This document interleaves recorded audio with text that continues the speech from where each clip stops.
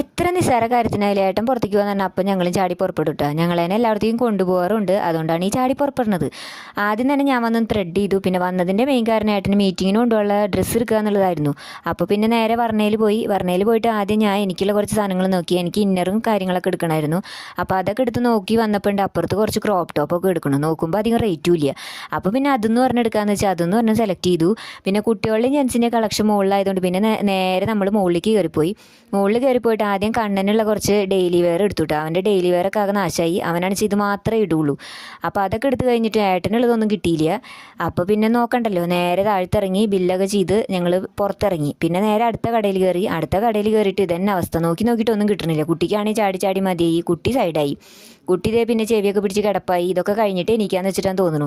കഴിഞ്ഞ വശൻ്റെ കുട്ടി എനിക്കും ചെയ്തിട്ടോ. പിന്നെ അടുത്തത് ചോദിച്ചത് ജ്യൂസാണ്. അപ്പോൾ നേരെ നമ്മൾ അടുത്തൊരു ബേക്കറി കയറി അവന് ജ്യൂസൊക്കെ വാങ്ങിച്ചു കൊടുത്തു.